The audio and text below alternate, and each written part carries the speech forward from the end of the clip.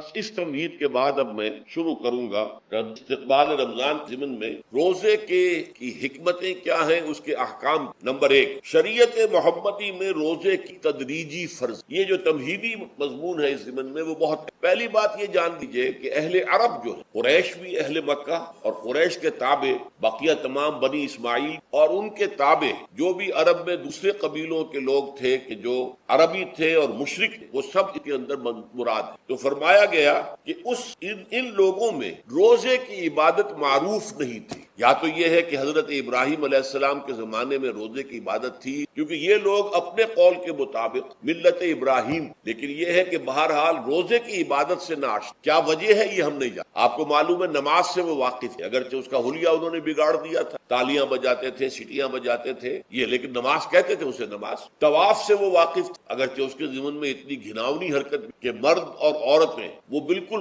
برہنہ ہو کر طواف کرتے تھے، تو اسے بہت فضیلت والی بات، بہت خدا رسیدگی کی بات سمجھتے تھے کہ کامل برہنہ ہو کر طواف، لیکن بہرحال طواف تھا۔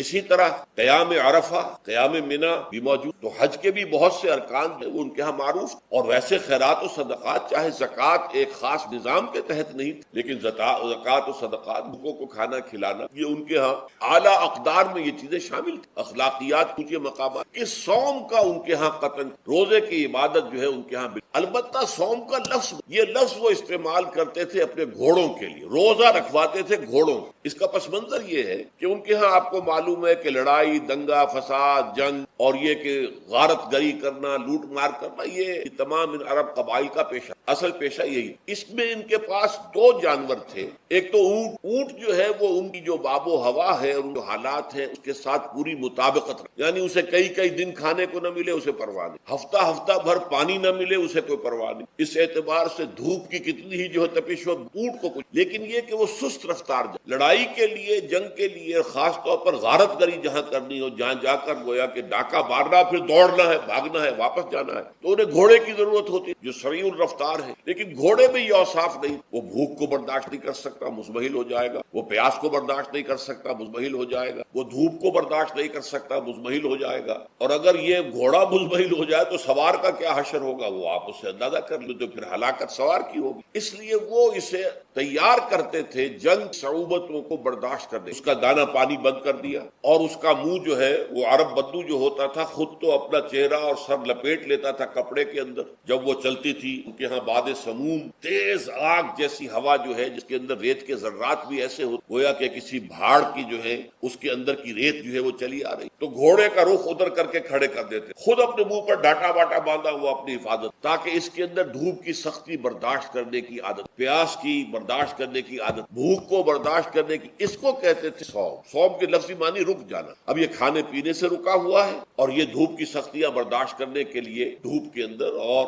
وہ جو آتی وہاں پہ باد سموم اس کے اندر بھی اس کا سامنا کرنے کے لیے، یہ پس منظر ہے روزے کا لغوی اعتبار سے، اور یہ کہ اہل عرب جو ہے پرانے وہ اس عبادت سے، لہٰذا ہمیں پورے مکی قرآن میں اس کا کہیں ذکر۔ البتہ مدینہ میں جب حضور تشریف لائے اور صحابہ کرام بعد، تو یہاں آپ نے دیکھا کہ یہودی جو ہے وہ روزہ رکھا یوم عاشورہ کا 10 محرم، تو حضور نے دریافت کیا کہ 10 محرم کو روزہ کیوں رکھا؟ تو انہوں نے کہا کہ یہ دن ہماری نجات کا دن، 10 محرم کو اللہ تعالیٰ نے فرعون کو غرق کیا تھا اور ہمیں نجات دی تھی، تو شکرانے کے طور پر ہم روزہ رکھتے۔ تو حضور نے فرمایا کہ موسیٰ کے تو پھر ہم تم سے زیادہ حقدار ہیں، موسیٰ کو مانتے ہیں علیہ الصلوۃ والسلام، عزت کرتے ہیں، قدر کرتے ہیں، تو ہم بھی روزہ رکھیں۔ تو آپ نے صحابہ کو حکم دیا کہ عاشورہ کا روزہ رکھیں۔ پھر کچھ عرصے کے بعد اللہ تعالیٰ کی طرف سے آ گیا، اور یہ حکم جو ہے اس حقوق کی پہلی آیت، یا ایھا الذین آمنوا کتب علیکم الصیام کما کتب علی الذین من قبلکم لعلکم، لیکن جیسا کہ میں بعد میں بتاؤں گا، یہ حکم صوم رمضان کا نہیں، بلکہ یہ کہ اللہ کے حکم سے پہلے 3 دن کے روزے فرض، ہر مہینے کی 13ویں، 14ویں اور 15ویں تاریخ کو روزے۔ بڑی حکمت، کیونکہ یہ عرب عادی نہیں تھے روزے، تو انہیں تدریجاً خو کر کرنا۔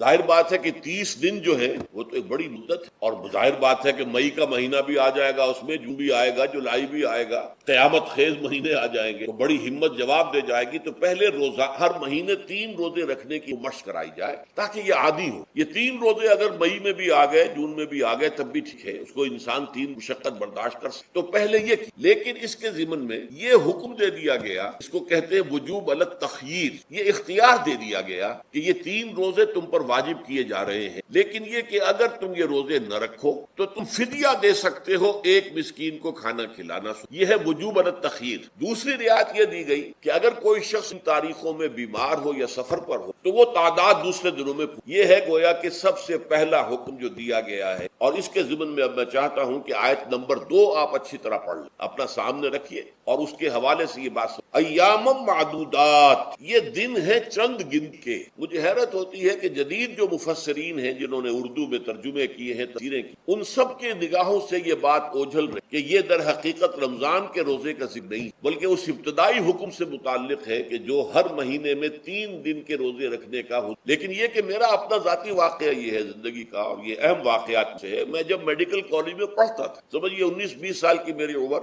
اس وقت بھی مجھے یہ احساس ہوا تھا کہ یہ جو 2 آیات آئی ہیں یہاں ایک دوسرے کے تقابل میں، یہ بیک وقت نازل، ان میں وقفہ ہوگا، اور یقیناً پہلا حکم کسی اور پس منظر میں ہے، دوسرا حکم جو بعد میں ہم دیکھیں گے وہ کسی اور پس منظر۔ تو میری رائے یہ تھی اور میں اس پر قائم بھی تھا، بیان بھی کرتا تھا، لیکن ڈرتا تھا، اس لیے کہ اس وقت تک جتنی تفسیریں میں نے دیکھی تھی، میں دیکھے تھے، ان میں سے کسی نے یہ بات کہی نہیں۔ تو ایک آدمی اپنی رائے کے اوپر اتنی بڑی بات کہہ دے تو میں ڈرتا رہتا تھا، لیکن کہتا تھا کہ میری رائے یہی۔ پھر اتفاق سے جماعت اسلامی ہند کا ترجمان ہوتا تھا ماہنامہ زندگی، عروج احمد قادری صاحب اس کے مدیر، وہ جو ایک پرچہ آیا اس میں انہوں نے تنقید کی تھی مولانا سید انور شاہ بخاری رحمت اللہ علیہ پر، کہ ان کشمیری رحمت اللہ علیہ، ان کے اوپر یہ تنقید کی تھی کہ انہوں نے یہ عجیب بات کہہ دی ہے کہ یہ جو حکم ہے یہ رمضان کا نہیں ہے بلکہ رمضان سے پہلے جو حضور نے حکم دیا تھا کہ روزے رکھنے، اس سے اب مجھے اس کے اوپر پورا اطمینان ہو گیا کہ اگر سید محمد انور شاہ کاشمیری رحمت اللہ علیہ کی رائے یہ ہے تو متفق گردید رائے بو علی بارائے من، مجھے اب اس سے زیادہ اور کسی سند کی ضرورت۔ بعد میں نے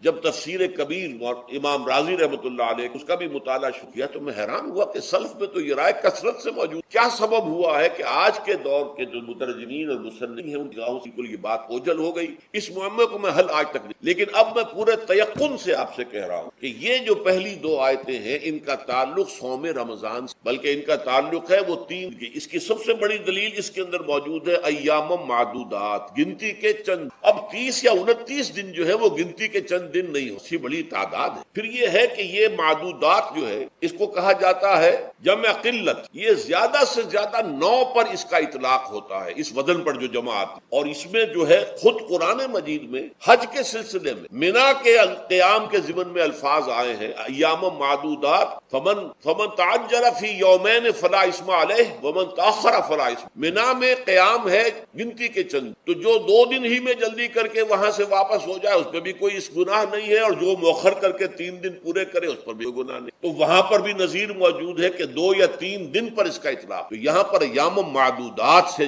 لازماً یہ مراد ہے کہ یہ 3 دن جو ہے ہر مہینے میں 13ویں 14ویں 15 در حقیقت اس روزے سے متعلق یہ آیت آ رہی۔ اور یہ بھی نوٹ کر لیجئے کہ رمضان کے روزے کی فرضیت کے بعد حضور کا معمول اور آپ کے صحابہ کا، اور جو بھی ہمارے ہاں اتباع کرتے ہیں صلی اللہ علیہ وسلم کا نوافل میں بھی ان کا یہ معمول ہے، ہر مہینے میں یہ 3 روزے حضور بعد بھی رکھتے تھے اور آپ کے بہت سے صحابہ رکھتے تھے، اور آج بھی ہمارے ہاں بہت سے لوگ دیندار ہیں اور یہ جذبہ ہے اتباع سنت کا، وہ 13ویں 14ویں اور 15ویں تاریخوں کا ان کو ایام 20 کہتے ہیں۔ اس کی راتیں روشن ہو، 13ویں رات، 14ویں رات، 15ویں رات، چاند جو ہے اس کے اندر آپ کو معلوم ہوتا ہے 14ویں کو تو مکمل ہوتا ہی ہے، 13ویں اور 15ویں کا بھی تقریباً مکمل ہے۔ تو ایام 20 کے روزے جو ہیں بعد میں بھی برقرار رہے ہیں، لیکن نفل فرض اس کے بعد جو ہے وہ رمضان کے ایام معدودات، یہ دن ہے گنتی کے۔ فمن کان منکم مریض او علی سفر فعدۃ من ایام اخر، تو جو کوئی بھی تم میں سے ہو بیمار یا سفر پر تو وہ تعداد پوری کر لے دوسرے دن۔ گویا کہ اب اگلی کے ایک تو یہ رعایت ہو گئی، دوسری رعایت وعلی الذین یطیقونہ فدیۃ طعام، اور ان لوگوں کے ذمے کے جو اس کی طاقت رکھتے ہوں، یعنی مریض بھی نہیں ہے، صحت مند ہے، روزہ رکھ سکتے، سفر بھی نہیں ہے، سفر پر نہیں ہے، مقیم ہے، روزہ رکھ سکتے، پھر بھی نہ رکھیں تو ان کے لیے بھی ایک اختیار، اسی لیے میں نے لفظ استعمال کیا تھا وجوب علی التخییر، واجب تو ہے لیکن اس میں ایک اختیار دے دیا گیا۔ وہ اختیار کیا ہے؟ فدیۃ طعام مسکین، تو پھر یہ ہے کہ ایک مسکین کو کھانا کھلا دینا۔ فدیہ کہتے ہیں کہ اس کا بدل ہو، جیسے کہ جنگی مجرم ہے اس کا فدیہ ہے، گویا کہ اس کو دے کر کر وہ پھر آزاد ہو جائے گا. فدیہ اس کو کہتے ہیں. ففدیۃ طعام مسکین، لیکن یہ ہے کہ فمن تطوع خیرا فهو خیر اللہ، اور جو نیکی سے خیر کرنا چاہے مزید تو وہ اس کے لیے بہتر ہے. ایک کے بجائے 2 کو کھلائے، 3 کو کھلائے، 4 کو کھلائے، 10 کو کھلائے، تو یہ تو ترغیب ہے. لیکن کم سے کم ایک مسکین کو کھانا کھلانا 2 وقت. وَأَن تَصُومُوا خَيْرٌ لَكُمْ. اب دیکھیے یہ لفظ بول رہے ہیں، اگر تم روزہ رکھو تو یہ تمہارے حق میں بہتر ہے. یعنی اگرچہ اختیار تمہیں دے دیا ہے، اختیار یہ ہے کہ روزہ رکھو،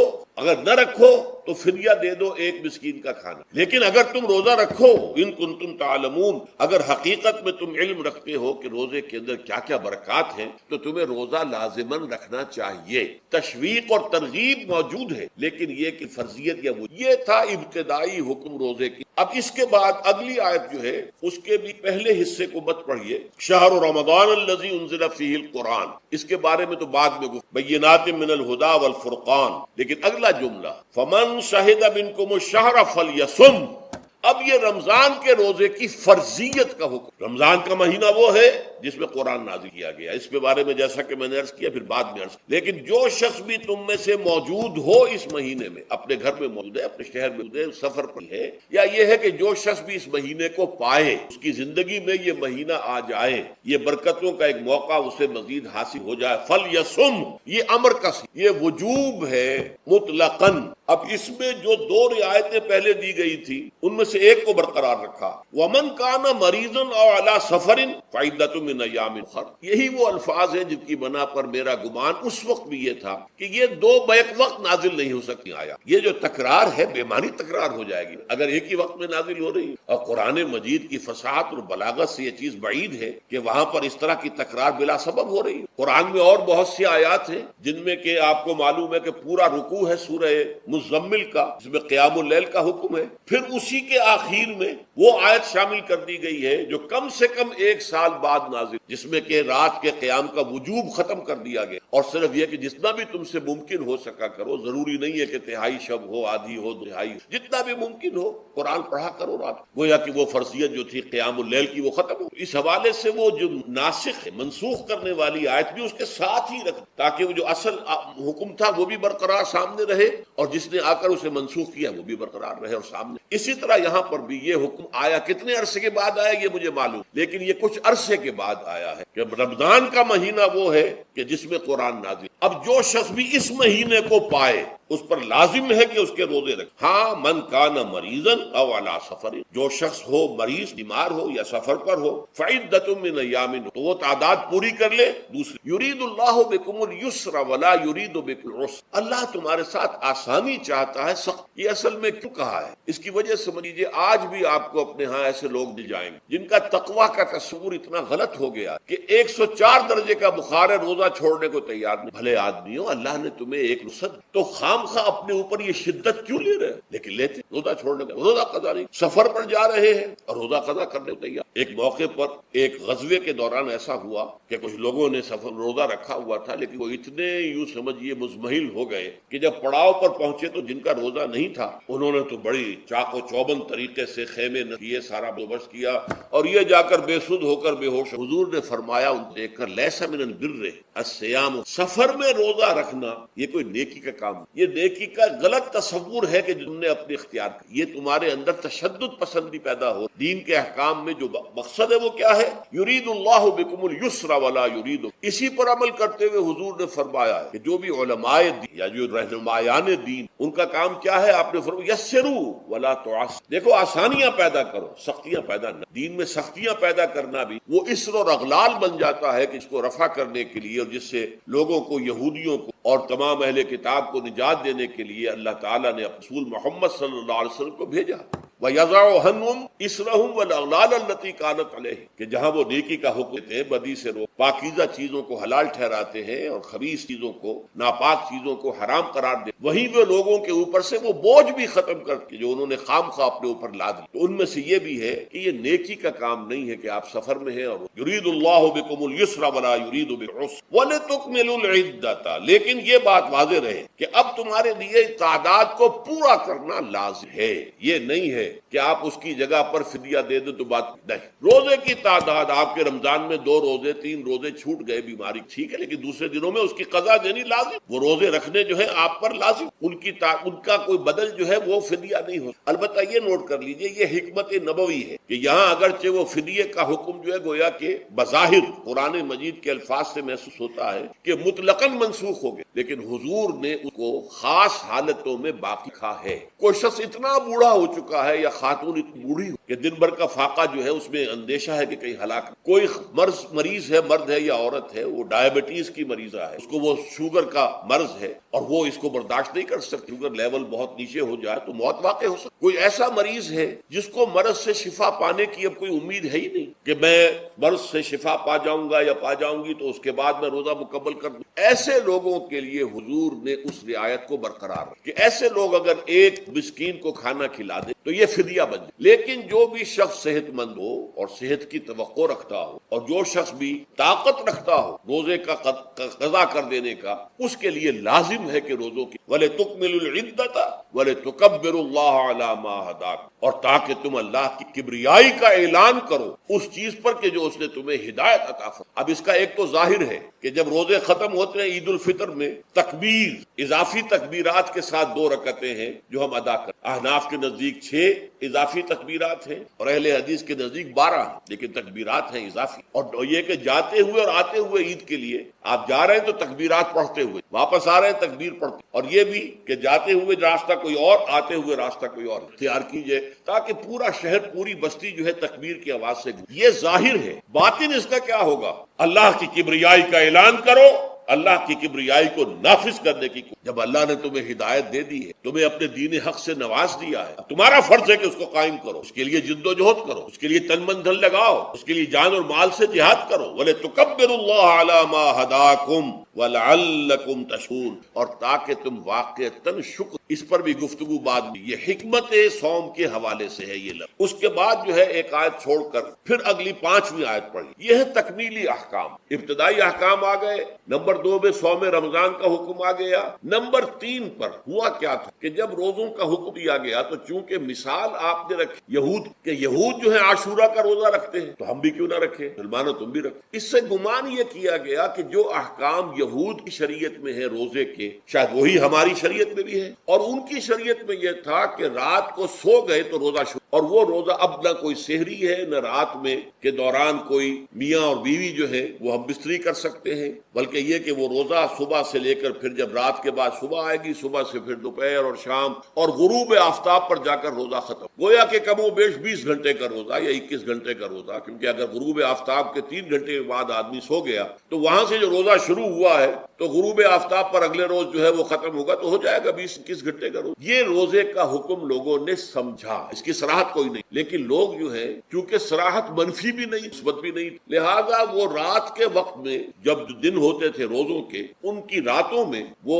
اپنی جو بھی ایک طبیعی ضرورت ہے جو ہم بستری ہے میاں اور بیوی کی، شوہر اور بیوی کی، وہ کر گزرتے تھے. جذبات کے اندر جو بھی اس وقت کی احتیاج ہوئی دل میں کھٹک رہتی تھی کہ پتہ نہیں ہم نے یہ صحیح کام کیا نہیں کیا، غلط کیا. تو اس سے یہ کہ ظاہر بات ہے کہ پھر قرآن مجید اسے قرار دے رہا ہے اپنے آپ سے خیانت کرنا. جب انسان اپنے ضمیر کے خلاف کوئی بات کر رہا ہو تو چاہے وہ بات صحیح ہے لیکن وہ اسے گناہ سمجھ کے کر رہا ہے تو اس نے تو گناہ کیا، وہ اپنے آپ سے تو خیانت کر رہا ہے. ایک شخص ہے وہ بکری کا گوشت کھا رہا ہے لیکن سمجھتا یہ کہ یہ سور کا گوشت ہے تو اس نے تو سور ہی کا کھایا نا، اس نے بکری کا تو نہیں کھایا، لیکن اس نے سمجھا یہ کہ یہ سور کا گوشت اور کھا رہا ہے. تو اس حوالے سے ایک دغدغہ سا دل میں رہتا تھا، پریشانی. تو اب جو یہ 5ویں آیت ہے، طویل ترین آیت ہے، اس سے لے کے اس میں روزے کے تکمیلی احکام آ گئے جو ابدی ہے، آج تک قائم ہے اور قیامت تک قائم ہے. فرمایا احل لکم لیلۃ الصیام الرفث الی نساء، اے مسلمانوں روزے کی راتوں میں تمہارے لیے حلال کر دیا گیا ہے اپنی بیویوں سے اپنی خواہش کا پورا کرنا. رفث الی نساء ہن لباس لکم وانتم لباس لہن، وہ تمہارے لیے بمنزلہ لباس، جیسے لباس کے اور انسان کے بدن کے درمیان کوئی حجاب نہیں ایسے ہی شوہر اور بیوی کے درمیان کوئی حجاب نہیں. ہن لباس لکم وانتم لباس لہن. اور ویسے بھی ایک معنی میں کہ جیسے لباس آپ کو گرمی شدت سے بچاتا ہے، ورنہ ہو سکتا ہے کہ تیز دھوپ جو ہے جو عرب میں ہوتی تو آپ کی کھالوں کو جلا دے، تو یہ حفاظت کا ایک ذریعہ. اسی طریقے سے شوہر کے لیے بھی اپنی عفت و عصمت کو برقرار رکھنے کے لیے ایک ذریعہ ہے کہ کہیں حرام میں منہ نہ مارے، بھی موجود حلال ذریعے سے اپنی خواہش، اور بیوی کے لیے شوہر اسی طریقے سے ایک ڈھال بن جاتا ہے کہ اسے خام خواہ ادھر ادھر دیکھنے کا کوئی خیال بھی کبھی نہ آئے، اس کی جو بھی نفسانی خواہش ہے اس شوہر پورا کر رہا ہے۔ تو اس اعتبار سے بھی ہن لباس لکم وانتم لباس لہن۔ علم اللہ انکم کنتم تختانون، اللہ کے علم میں ہے کہ تم اپنے آپ سے خیانت کر رہے تھے۔ اس کی وضاحت میں پہلے کر کہ دل میں یہ دغدغہ تھا کہ یہ حرام کام اور کر رہے ہیں، یہ گویا کہ اپنے آپ سے خیانت، اللہ سے بغاوت نہیں۔ کیوں کہ اللہ تعالیٰ کی طرف سے تو حکم تمہیں معلوم تھا ہی نہیں ابھی، آیا اس کی اجازت ہے یا نہیں ہے، کہ اپنے آپ سے تو خیانت کر رہے ہو، تم یہ سمجھ رہے تھے کہ یہ نہیں ہونا چاہیے، یہ گویا کہ ممنوع ہے اور کر رہے، تو اس کو کہا کہ تم اپنے آپ سے خیانت کر رہے تھے۔ علم اللہ انکم کنتم تختانون انفسکم فتاب علیکم، تو اللہ نے تم پر اپنی رحمت اور مغفرت کے ساتھ توجہ، یعنی جو کچھ اب تک ہو چکا ہے اسے اللہ نے معاف، اسے صاف کر دیا، کلین سلیٹ۔ اب تمہارا جو اعمال نامہ ہے اس میں اس طرح کا اگر کوئی عمل درج ہو گیا ہے تو وہ اللہ نے صاف کر، وعفا عنکم، اور تمہیں معاف بھی کر دیا، فالآن باشروہن، تو اب تم ان کے ساتھ جو بھی تعلق زن و شو ہے اس کو اختیار کر سکتے ہو۔ فالآن باشروہن وابتغوا ما کتب اللہ، اور حاصل کرو وہ کچھ جو کچھ اللہ نے تمہارے لیے لکھ۔ یہ تعلق زن و شے سے دو چیزیں ہیں کہ جو مقصد، ایک تو سب جانتے ہیں اولاد ہر انسان کی خواہش ہوتی ہے کہ میری نسل کا تسلسل باقی رہے، لیکن نمبر دو ایک شے اور ہے، قرآن مجید میں بیان کیا گیا، بولے تسکنوا الیہا، اس میں ایک سکون، اس میں جو بھی ہے، جو بھی عمل ہے مباشرت کا، اس میں ایک اعصابی طور پر سکون کی کیفیت انسان کو حاصل، یہ بھی مطلوب و مقصود۔ ما کتب اللہ لکم، تمہارے لیے اللہ نے اس میں ایک تو اولاد کا معاملہ رکھ دیا ہے اور ایک تمہارے لیے لتصل ہے، تاکہ تم کی طرف توجہ کر کے سکون حاصل۔ فالآن باشروہن وابتغوا ما کتب اللہ لکم وکلوا واشربوا، اب سحری کا حکم، وکلوا واشربوا حتی یتبین لکم الخیط الابیض من الخیط الاسود الفجر، اور کھاتے رہو اور پیتے رہو یہاں تک کہ تمہارے لیے فجر کے وقت کے اعتبار سے سفید ڈوری سیاہ ڈوری سے بالکل علیحدہ ہو۔ اصل میں اس کو بعض صحابہ نے تو سمجھا کہ یہ لغوی معنی اس کے لیے کہ آپ اپنے تکیے میں ایک سفید دھاگا رکھ لیا اور ایک کالا رکھ لیا، اور دیکھتے رہتے تھے جب یہ سفید اور کالا علیحدہ علیحدہ نظر آنے لگے تو پھر روزے کا رکھنے کا وقت شروع ہو چکا اور اب کھانا پینا بند۔ فرمایا گیا یہ مراد، یہ جب پاؤں پھٹتی ہے تو اس کے اندر ایک سفید سی لکیر جو ہے افق، یہ ہے مراد، کہ وہ جو سفید لکیر ہے وہ ظاہر ہو جائے اور وہ رات کے اختتام کا گویا کہ ایک اعلان اور علم بن۔ تو وَكُلُوا وَاشْرَبُوا، اب اس کی جو ہے بڑی تاکید، تَسَحَّرُوا فَإِنَّ فِي السُّحُورِ بَرَكَةٌ، سحری ضرور کیا، اور یہ در حقیقت برکت کا ذریعہ۔ یہ بھی آپ نے فرمایا ہمارے اور یہود کے روزے کے مابین جو فرق ہے وہ سحری، یہ سحری، کیونکہ روزہ جو ہے وہ فجر سے لے کر اور غروب آفتاب، طلوع آفتاب سے نہیں، فجر سے، جبکہ وہ سفیدہ سحر جس کو ہم کہتے ہیں نمودار ہو، طلوع آفتاب کو ابھی 1.5 گھنٹے بعد ہوگا، لیکن اس وقت جو ہے روزہ شروع غروب آفتاب پر۔ اس حوالے سے اس سے پہلے کھانا، اور اس میں بھی فرمایا گیا کہ بعض لوگ بہت زیادہ احتیاط کرتے، اس لیے کہ فجر کے لیے اذان جب دیتے تھے اس میں بعض حضرات ذرا جلدی کرتے تھے، اس نے فرمایا کہ نہیں دیکھو یہ ذرا جلدی کر دے، اگر تم میں سے کسی کے ہاتھ میں پیالہ ہے ابھی کھا رہا ہے اذان ہو گئی تو وہ اپنا پیالہ پورا کر لے۔ اس میں بھی تشدد، جیسے کہ اس سے پہلے ہم پڑھ چکے یسروا ولا تعسروا یرید اللہ بکم اليسر ولا یرید بکم العسر، اللہ تمہارے ساتھ آسانی چاہتا ہے، سختی نہیں چاہتا۔